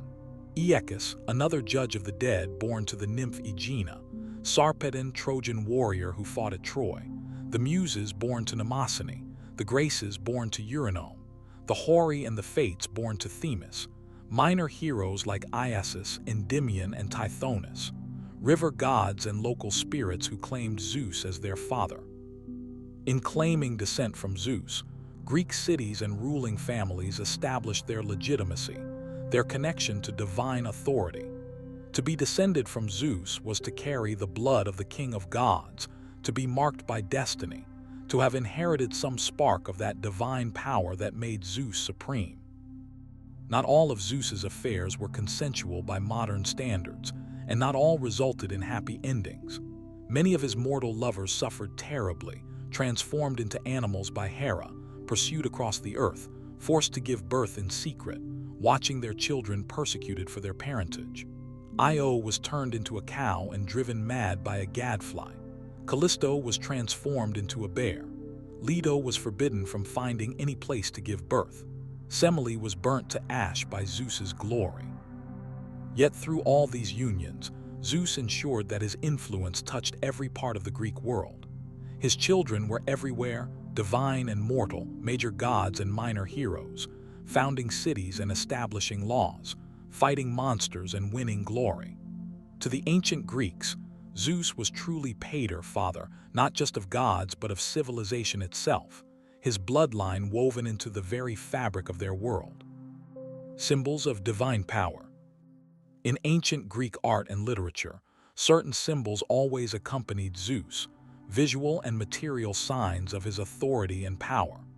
These were not merely decorative elements but fundamental aspects of his nature, each revealing something essential about the king of gods. The thunderbolt was his most iconic symbol, his primary weapon, the tool by which he enforced his will. It was not a natural lightning strike but a crafted instrument, forged by the Cyclopes during the Titanomachy specifically for Zeus. The thunderbolt was depicted as a jagged, forked bolt of lightning, sometimes shown with flames surrounding it, sometimes as a shaft with pointed ends, sometimes held like a spear, sometimes appearing in mid-throw. This weapon represented Zeus's control over the sky and weather, his ability to strike from heaven at any target on earth. When Zeus was angry, when justice demanded punishment, when order needed to be restored through force, the thunderbolt flew. It had destroyed titans, burnt giants, struck down mortals who overreached their bounds. No defense could stop it. No shield could turn it aside. It was absolute power made manifest, divine will translated into destructive energy. The eagle was Zeus's sacred bird, the king of birds serving the king of gods. Eagles appeared constantly in art depicting Zeus, sometimes perched beside his throne, sometimes carrying his thunderbolts in their talons, sometimes flying above battlefields as his messengers and observers. The eagle symbolized keen sight, as Zeus saw all from his heavenly throne. It represented freedom and power, as eagles soar above all other birds, just as Zeus ruled above all other gods. It embodied courage and strength, qualities Zeus demanded from those who followed him. In certain myths, Zeus himself took the form of an eagle. When he desired the beautiful Trojan youth Ganymede to serve as his cupbearer, Zeus transformed into an eagle and abducted the boy, carrying him to Olympus. The constellation Aquila, the eagle, was said to commemorate this event or to represent the eagle who carried Zeus's thunderbolts. The oak tree was sacred to Zeus throughout the Greek world, particularly at his oracle at Dodona in Epirus. The oak was the mightiest and longest-lived of trees, its roots reaching deep into earth, its branches spreading wide into the sky, connecting underworld and heavens, embodying stability and endurance. Ancient oaks could live for centuries, witnessing the rise and fall of kingdoms, standing as constants in a changing world, just as Zeus was the fixed point around which the cosmos turned. At Dodona, priestesses interpreted the rustling of oak leaves as messages from Zeus. The whispering of wind through the branches, the creaking of ancient wood, the patterns of falling leaves, all these were read as signs of divine will. Oak groves were sacred spaces where Zeus's presence could be felt, where prayers offered beneath oak branches were thought to reach him directly. The aegis was Zeus's shield or breastplate, though it was often loaned to Athena in both myth and iconography. Ancient descriptions vary on its exact nature, some calling it a shield, others a cloak, still others a breastplate. Most sources agree it was made from the hide of Amalthea, the goat who had nursed Zeus, and that it bore at its center the head of the Gorgon Medusa, which could turn enemies to stone. When Zeus shook the aegis, storms would arise. When he carried it into battle, enemies would flee in terror. It represented divine protection, invulnerability, the power to cause fear in one's opponents. The word aegis would eventually pass into English meaning sponsorship or protection under someone powerful, derived from this original divine shield. The bull was another animal associated with Zeus, representing his strength, his masculinity, his role as progenitor. Zeus often took the form of a bull when visiting mortal women. He appeared as a white bull to abduct Europa, as a bull when he approached Demeter. In Crete, where Zeus was born and where his cult was particularly strong, bull imagery was prominent. Bulls depicted in frescoes, bull leaping shown in ancient art, the Minotaur born from a divine bull sent by Poseidon. The bull represented raw power, fertility, the force that breaks boundaries and overcomes obstacles. It was fitting for Zeus, whose power was absolute, whose virility was legendary, whose strength none could challenge. Other symbols appeared less frequently, but were still significant. The scepter represented his kingship, his authority over gods and mortals. His role as judge and lawgiver. The crown of olive, oak, or laurel leaves marked him as victorious, as wise, as supreme. Some depictions showed him holding scales, representing his role as dispenser of justice, weighing the fate of mortals, deciding between right and wrong. Zeus's iconography evolved over centuries. In the earliest archaic Greek art, Zeus was shown striding forward, thunderbolt raised, dynamic and aggressive, the Zeus Koronios or Zeus the Thunderer. This image emphasized his power, his readiness to strike, his active role in shaping events. By the classical period, Zeus's typical depiction had changed. He was more often shown seated on a throne, dignified and majestic, holding a scepter in one hand and either a thunderbolt or a small figure of Nike victory in the other. This Zeus was regal rather than aggressive, authoritative rather than threatening. He presided rather than intervened. This image reflected Greek ideals of the 5th and 4th centuries before the Common Era, when wisdom and measured judgment were prized over raw power. The most famous statue of Zeus, considered one of the seven wonders of the ancient world, was created by the master sculptor Phidias around 435 before the Common Era for the Temple of Zeus at Olympia. The statue stood over 40 feet tall, constructed from ivory for the flesh and gold for the robes, a technique called chryselephantine. Zeus sat upon an elaborate throne decorated with precious stones and intricate carvings. In his right hand he held Nike, goddess of victory, suggesting that victory comes through Zeus's favor. In his left hand he held a scepter topped with an eagle, symbols of authority and sovereignty. The statue was so magnificent that ancient writers claimed it added something to the traditional religion, that anyone who saw it felt they had glimpsed divinity itself. The statue survived for over 800 years before being destroyed, probably in a fire during the 5th century of the Common Era, though detailed descriptions preserved by ancient travelers allow us to imagine its grandeur. These symbols, thunderbolt, eagle, oak, aegis, bull, scepter, were more than mere attributes. They were extensions of Zeus's nature, physical manifestations of abstract qualities. When Greeks saw an eagle, they thought of Zeus. When they heard thunder, they knew Zeus was speaking. When they stood beneath an oak tree, they stood in his presence. The symbols made the infinite comprehensible, gave form to formless power, allowed mortals to grasp something of the divine. Sacred spaces and divine worship. The worship of Zeus was not confined to any single city or temple, but spread across the entire Greek world. From Sicily to the Black Sea, from Asia Minor to southern Italy, wherever Greeks settled, they built sanctuaries to honor the King of Gods. Some of these sacred sites became famous throughout the ancient world, drawing pilgrims from across the Mediterranean. The most significant sanctuary was at Olympia in the Peloponnese region of western Greece.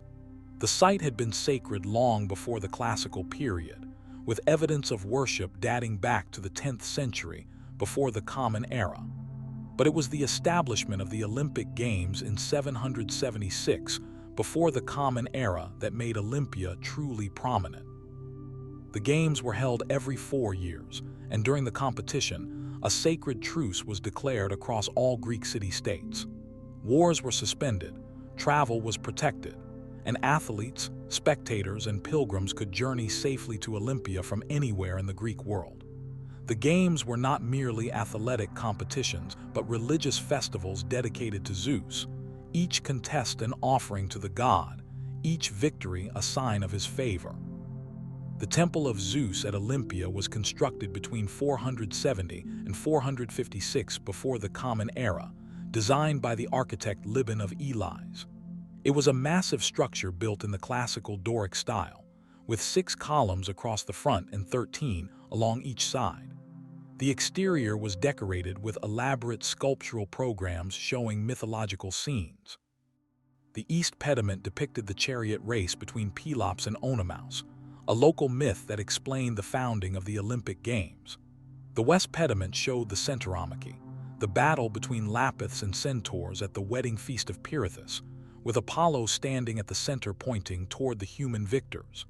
The metopes along the outside showed the 12 labors of Heracles, appropriate for a hero who was Zeus's son and who had helped the Olympians against the giants.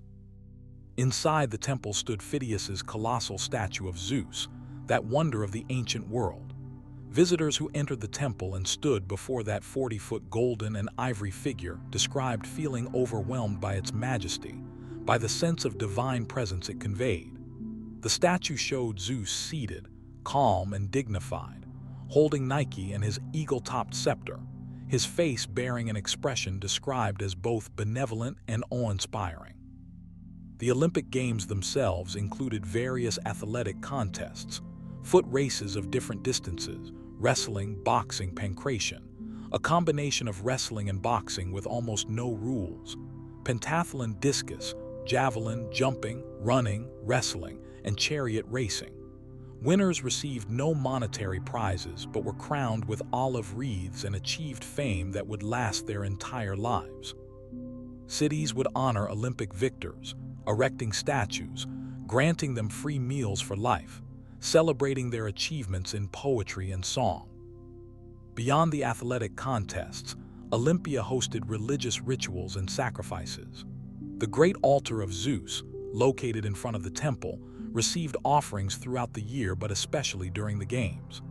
Bulls and other animals were sacrificed, their smoke rising to heaven as offerings to Zeus. Priests maintained the sanctuary, conducting daily rituals, preserving the sacred flame, ensuring that the site remained pure and holy. The oracle at Dodona in Epirus, northwestern Greece, was the oldest oracle in Greece, predating even Delphi. Unlike other oracles where priestesses spoke prophecies directly, at Dodona the priests interpreted natural signs, especially the rustling of leaves in the sacred oak tree of Zeus. Some traditions spoke of a sacred spring beneath the oak whose waters also provided omens. The priests at Dodona were called Selae, and according to Homer they had unwashed feet and slept on the ground, maintaining themselves in a deliberately primitive state to stay close to the ancient ways. They would ask questions on behalf of suppliants, then listen to the wind in the oak branches, the patterns of rustling leaves, the flight of birds, the sounds of the sacred spring, interpreting these signs as Zeus's answers. Archaeological excavations at Dodona have uncovered thousands of lead tablets on which ancient visitors had written their questions. These tablets provide fascinating insight into what people asked. Should I marry this person? Will my voyage be successful? Have I been cursed? Did my wife commit adultery? Is my child my own? The questions ranged from profound to mundane, showing that people sought Zeus's guidance on every aspect of life. Dodona was also expanded significantly in the 4th and 3rd centuries before the Common Era. A temple was built to house the oak tree, protecting it from weather while still allowing visitors to see and hear it. King Pyrrhus of Epirus developed the sanctuary further, adding a stadium for athletic games, a theater carved into the hillside that could seat thousands, and defensive walls to protect the sacred precinct. In Athens, the temple of Olympian Zeus, also called the Olympian, had a long and troubled construction history. The tyrant Pisistratus began it in the 6th century before the Common Era, intending to create the largest temple in Greece. But after his overthrow, work stopped. The temple sat incomplete for centuries, a forest of columns marking where it would someday stand. Not until the 2nd century of the Common Era, under the Roman Emperor Hadrian, was the temple finally completed. When finished, it was indeed among the largest temples in the ancient world, with over 100 massive columns, rivaling anything in Rome. Inside stood a colossal chryselephantine statue of Zeus, similar to the one at Olympia. The temple became a symbol of Greek cultural identity maintained even under Roman rule. Other significant temples existed throughout the Greek world. The Temple of Zeus at Nemea hosted the Nemean Games, similar to the Olympics but smaller in scale, held every 2 years. The sanctuary at Aegina dedicated a temple to Zeus Helanios, Zeus of the Greeks. Mount Lycaon in Arcadia had an ancient sanctuary where, according to some sources, human sacrifice had once been practiced in Zeus's honor during the darkest, most primitive times, though this practice had long since ended by the classical period. The worship of Zeus involved various rituals and festivals. Sacrifices were central to Greek religious practice. Bulls were the most prestigious offering, appropriate for the king of gods. The animal would be led to the altar, its horns often gilded, garlands placed around its neck. After prayers, the beast would be slaughtered, certain parts burned as offerings to Zeus, the smoke carrying the divine essence to heaven, while other parts would be distributed among the worshippers for a communal feast. Libations were poured before important undertakings. Wine or oil would be spilled on the ground as an offering, the pourer calling upon Zeus to bless their endeavor or witness their oath. Oaths sworn in Zeus's name were the most sacred, and breaking such an oath invited terrible divine punishment.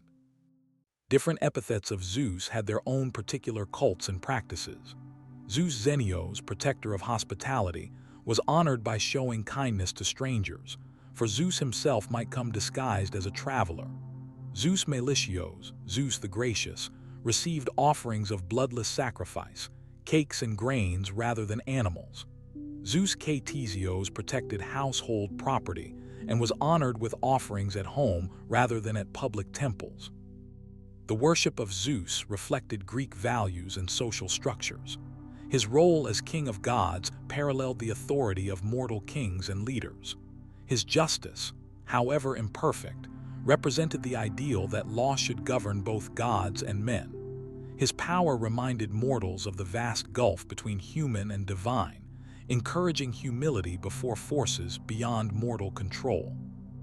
Yet his affairs and his flaws made him relatable, a god who was supreme but not alien, powerful but not incomprehensible. Zeus in ancient literature.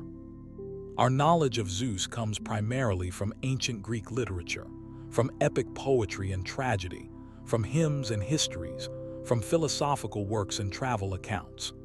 Zeus appears in countless texts across many centuries, but certain works stand out as particularly important for understanding his character and his mythology. Hesiod's Theogony, composed around 700 before the Common Era, provides the most complete ancient account of Zeus's birth, childhood, and rise to power. Hesiod's poem is a genealogy of the gods, tracing divine lineages from the primordial chaos through the Titans to the Olympians. It tells of Zeus's birth in Crete, his hidden childhood, the trickery that freed his siblings, the 10-year war against the Titans, and the establishment of the Olympian order. Hesiod also describes Zeus's marriages in sequence, his 7 wives and the children born from each union. The Theogony portrays Zeus as both powerful and wise, learning from the mistakes of his predecessors, swallowing Medes to gain her wisdom, distributing honors and duties among the gods, establishing an order based on more than mere force. Homer's epics, the Iliad and the Odyssey, composed around the 8th century before the Common Era, present Zeus somewhat differently. In the Iliad, Zeus is deeply involved in the Trojan War, though often in ways that seem contradictory or ambiguous. He tries to remain neutral between Greeks and Trojans, yet he intervenes repeatedly, sometimes to help one side, sometimes the other. He is bound by fate yet acts to influence events. He loves his son Sarpedon but cannot save him from death. He is powerful but constrained by the complex web of divine politics, other gods constantly scheming around him. The famous scene in Book 1 where Thetis supplicates Zeus shows his majesty and his limitations. Thetis, whose son Achilles has been dishonored, comes to Zeus and begs him to grant the Trojans victories to make the Greeks realize how much they need Achilles. Zeus nods his assent, and Homer describes how his nod shakes Mount Olympus, how when Zeus moves his head, the cosmos itself trembles. Yet immediately after this display of supreme power, Zeus returns home to find Hera waiting, suspicious and angry, ready to argue and accuse. His power is absolute, but he is not free from conflict, not beyond being questioned or opposed. In the Odyssey, Zeus is more distant but still significant. He determines that Odysseus must eventually return home, though Poseidon delays that return. Zeus sends Hermes with commands to Calypso to release Odysseus. At the poem's end, Zeus prevents continued violence between Odysseus and the families of the slain suitors, imposing peace through divine decree. The Zeus of the Odyssey represents cosmic justice finally asserting itself, ensuring that the righteous hero reaches home despite all obstacles. The Homeric hymns, a collection of poems from various periods celebrating different gods, include several hymns to Zeus. These shorter works praise his might, recount his birth, celebrate his role as king and father. They show how Zeus was invoked in ritual contexts, how worshippers addressed him, what qualities they emphasized when seeking his favor. Greek tragedy frequently featured Zeus, usually as an off-stage presence whose will drives the plot. In Aeschylus's Prometheus Bound, Zeus is portrayed as a tyrant, newly come to power and harsh in his rule, having chained Prometheus to a rock for giving fire to humanity. Prometheus prophesies that Zeus will eventually fall unless he changes his ways, suggesting that even Zeus is subject to fate and must learn wisdom. In Aeschylus's Oresteia trilogy, Zeus presides over the transformation from blood vengeance to ordered justice. The curse on the house of Atreus ends when Athena, following Zeus's will, establishes the Areopagus court in Athens, replacing endless cycles of revenge with legal judgment. Zeus here represents the evolution toward civilization and law. Sophocles invokes Zeus as the guarantor of divine law and justice. His characters swear by Zeus, appeal to Zeus, fear Zeus's judgment. In Oedipus Rex, the prophecies that drive the plot ultimately come from Zeus through his oracle at Delphi. The god's will, Zeus's will, cannot be avoided no matter how cleverly mortals try to escape it. Euripides takes a more skeptical view. His characters question whether the gods are just, whether Zeus truly cares about mortal suffering. In plays like Hippolytus and the Bacchae, divine will seems arbitrary, even cruel. Yet Zeus remains powerful, his will still shaping events, suggesting that power and justice do not always align. Plato mentions Zeus frequently in philosophical dialogues, sometimes as a mythological figure, sometimes as a concept to be analyzed. In the Euthyphro, Socrates questions whether actions are pious because Zeus commands them, or whether Zeus commands them because they are pious, using Zeus to explore the relationship between divine will and objective morality. Apollodorus's Bibliotheca, compiled around the 1st or 2nd century of the Common Era, but drawing on much older sources, provides a comprehensive summary of Greek mythology, including many Zeus stories. This work preserves versions of myths that otherwise would have been lost, offering alternative tellings and details not found in earlier texts. In all these works, Zeus appears as complex and multifaceted. He is powerful but not omnipotent, wise but capable of being deceived, just but not always fair, passionate yet calculating. He is father but also seducer, king but also schemer, protector but also punisher. This complexity makes him interesting, makes his mythology rich with possibilities for interpretation and reinterpretation. The evolution of Zeus through Greek literature reflects changing Greek attitudes and values. Early Zeus is more raw and primitive, a storm god who acts through power. Classical Zeus becomes more measured and just, embodying ideals of wisdom and law. Hellenistic and Roman Zeus becomes more philosophical, representing concepts and principles rather than acting as a character in stories. Yet throughout all these changes, certain core elements remain constant. Zeus is king. Zeus commands lightning. Zeus is father. Zeus rewards the just and punishes the wicked. Zeus's will ultimately prevails.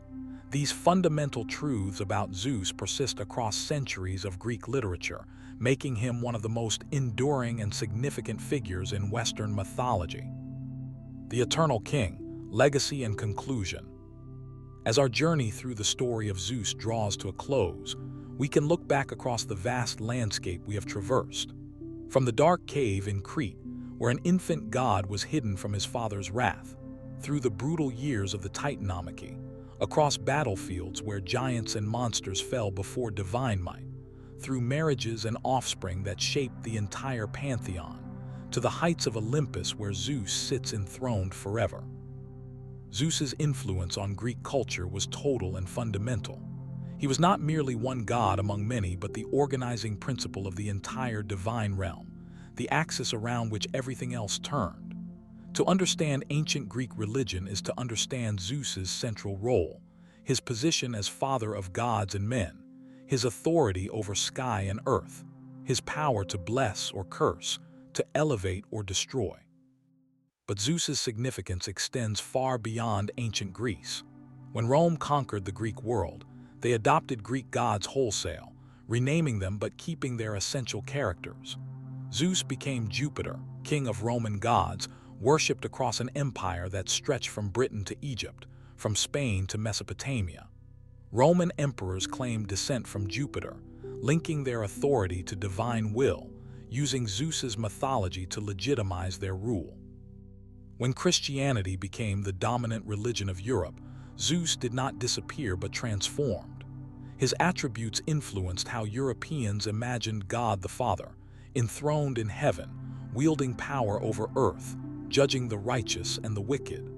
The King of Gods became a template for understanding divine monarchy, divine fatherhood, divine authority. The Renaissance rediscovered classical mythology with enthusiasm.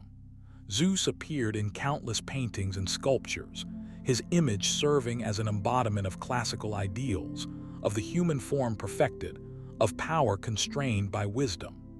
Artists like Michelangelo, Raphael, and Titian depicted Zeus in various mythological scenes, keeping his stories alive in visual form. Literature continually returned to Zeus and Greek mythology. Shakespeare referenced Zeus repeatedly. Milton knew Greek myths thoroughly. The Romantics were obsessed with classical mythology, seeing in Zeus and the Olympians reflections of their own concerns about power, passion, and the limits of human knowledge. In modern times, Zeus appears in popular culture constantly. Books, movies, television shows, video games all draw on Zeus mythology, reimagining his stories for contemporary audiences. Sometimes he appears as a character, sometimes his mythology provides structure for new stories, sometimes his very name invokes concepts of supreme power and authority.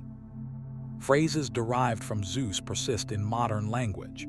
To be jovial comes from Jove, another name for Jupiter Zeus. The phrase "by Jove" invokes Zeus's name, though most English speakers don't know this origin. The aegis of someone means under their protection, derived from Zeus's shield. These linguistic remnants show how deeply Zeus has penetrated Western consciousness. Scientists named the largest planet in our solar system after Zeus's Roman name, Jupiter, recognizing that this giant world, bigger than all other planets combined, deserved the name of the King of Gods. The planet's storm systems, including the Great Red Spot that has raged for centuries, seemed appropriate for a god of thunder and lightning. 4 of Jupiter's moons are named after Zeus's lovers, Io, Europa, Ganymede, and Callisto, making the giant planet a celestial monument to Zeus's mythology. Psychologically, Zeus represents certain archetypal patterns that Carl Jung and others have identified as universal in human consciousness. The father figure, the king, the one who makes rules and enforces boundaries. The powerful masculine principle that brings order but can also become tyrannical. Zeus embodies both the positive and negative aspects of authority, showing that power always contains within itself the seeds of abuse. His many affairs speak to desires that transcend culture and time, the masculine fantasy of unlimited sexual access, but also the consequences of such behavior, the jealousies and conflicts and sufferings that Zeus's appetites generated. Greek mythology did not shy away from showing these consequences, making Zeus's sexuality both admired and problematic, recognizing that divine power does not excuse harmful behavior. What makes Zeus's mythology enduring is precisely this complexity, this refusal to present him as either purely good or purely evil, purely wise or purely foolish. He is supreme yet flawed, powerful yet constrained, wise yet lustful, just yet capricious. He embodies contradictions that humans recognize in themselves and in their leaders, the gap between the ideal and the real, between how power should be exercised and how it actually is exercised. Greek mythology never claimed Zeus was perfect. It claimed he was powerful. It claimed he ruled. It claimed his will ultimately prevailed. But it also showed his mistakes, his errors in judgment, his petty cruelties, his inability to control his desires. This honesty about divine nature made Greek religion remarkably sophisticated, acknowledging that even the highest authority is subject to limitations, that power itself is complicated and problematic. For modern readers and students of mythology, Zeus remains fascinating precisely because he is so human in his divinity, so relatable in his unrelatability. We cannot command lightning, cannot transform into animals, cannot father demigods. Yet we understand Zeus's fears about being overthrown. His jealousies, his desires, his need to prove himself, his complicated relationship with authority and responsibility. The stories of Zeus ask fundamental questions that every generation must answer anew. What is justice? What makes a leader legitimate? How should power be exercised? What are the limits of authority?